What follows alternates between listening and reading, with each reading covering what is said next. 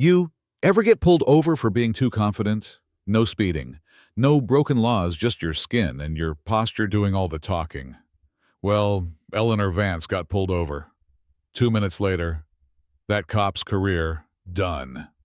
The sky above Midtown shimmered in streaks of burnt violet and dusty gold, one of those summer dusks that made New York feel almost quiet.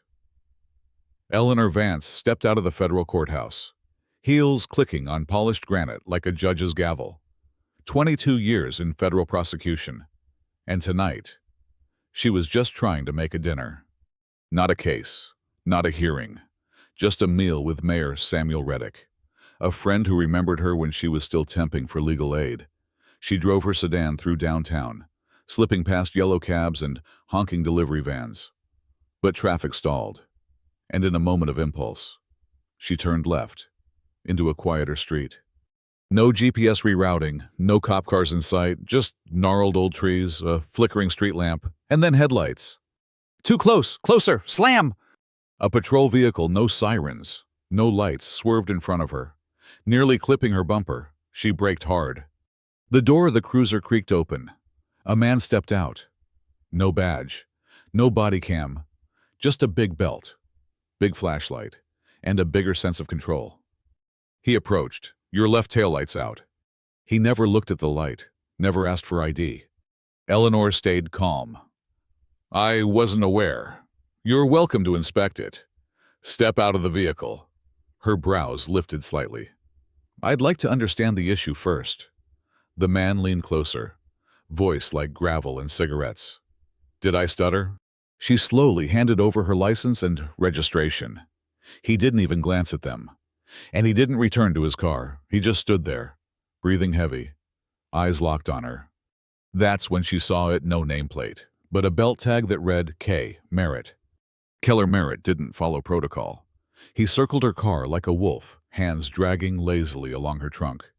There's a scratch here, he said. That's not illegal, Eleanor replied. Calm. You'll need a citation. He snapped. No, I won't. Not without cause. Her poise only made him angrier, and then he yanked her car door open, grabbed her arm. Hey, she began, resisting. He snarled. He shoved her against the car, hard. Her briefcase hit the pavement. Papers scattered like dead leaves. You want to play lawyer now, he spat. You people always think your suits make you special. Her voice never rose.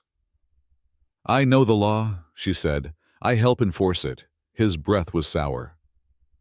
Black women like you don't give orders. You follow them. You. The cold metal of the hood bit into her palms. Still, she didn't flinch. You are exceeding your authority, she said. You're not special. And you're not invisible, she answered. That's when his hand went to his weapon. The barrel of the gun pressed against her temple. I could put a bullet in your head, he whispered. Say one more word. Eleanor closed her eyes. Not in fear, but in focus. And then buzz, her phone. Still on the ground, still glowing. He noticed. Don't touch that, he growled. That could be the mayor, she said. Her voice low, tight. Merritt scoffed. Out here. The mayor doesn't mean a damn thing. Buzz, another ring. This time, louder. He bent down, saw the name Samuel Reddick. Mayor Reddick, Eleanor said, my dinner guest. His grip faltered. For a moment, he picked up the phone and hit answer. Speaker mode crackled to life. A voice boomed, Officer Merritt, put the weapon down. I'm watching you. Silence. Eleanor didn't move. Merritt did. He looked up, scanning trees, rooftops, shadows.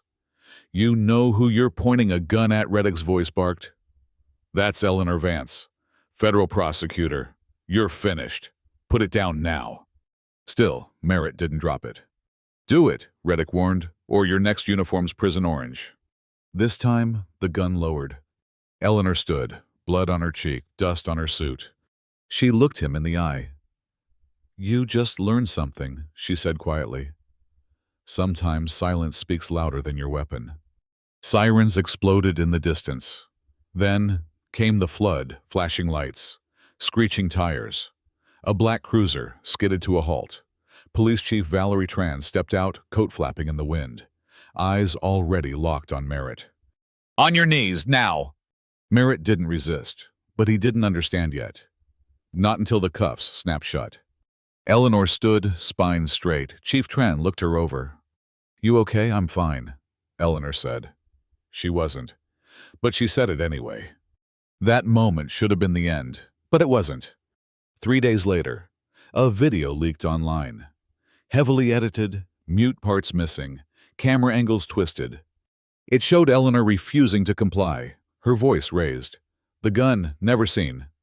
Headlines screamed, "Federal lawyer defies lawful arrest." No one above the law began trending.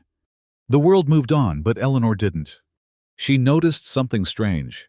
Access logs in her office didn't match. Only 2 people had credentials high enough, her and Marcus. Her assistant, loyal, efficient, too quiet. He'd just filed for a transfer. Digging deeper, with the help of her old colleague Celia, Eleanor found more than betrayal. She uncovered an entire cover-up machine. Complaints against Merritt deleted, body cam footage erased, paper trails falsified. At the center of it all, Deputy Chief Nolan Gray. Merritt was just the weapon. Gray was the hand pulling the trigger. The courtroom was packed, not just with press, but with eyes. Eleanor stood not as a victim, not as a hero, but as someone carrying truth in both hands. She laid it all out. Access logs, deleted footage, internal memos, even a sworn statement from a precinct clerk too scared to speak aloud. "This isn't about one officer," she said. "It's about unchecked power, people confusing uniforms with immunity, and silence with consent." The room buzzed. Bryce Merritt fired, charged with aggravated assault and misconduct. Marcus Dillard suspended. Under federal investigation, Deputy Chief Gray facing criminal conspiracy charges. When asked for her closing statement, Eleanor didn't speak. She placed her badge on the table. "I'm stepping down," she finally said, "because power is only noble when it's earned, and today, it was borrowed." Her resignation letter was 1 sentence long. "Don't aim to be perfect. Aim to stand when everyone else sits." She walked out with her head high. Some of those who cheered for her downfall now sat in silence. Some looked away. Some looked ashamed. And one officer, a young woman who had once laughed during Eleanor's arrest, quietly placed her hand over her own badge and whispered, "I'm sorry."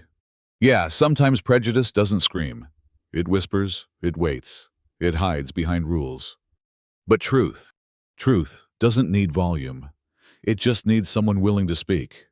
That night, outside the courthouse, Eleanor stood alone under the amber glow of the city. Reporters shouted. Supporters applauded. She didn't smile. She just whispered to herself, not justice, but maybe the start of it. But even then, some still believed Merritt was just doing his job. Some still called her too emotional. Some still clicked like on the edited video. What do you think, was justice served or just delayed? Who was right, who was wrong? Let us know in the comments below. And don't forget to like, subscribe, and share this story if you still believe in justice.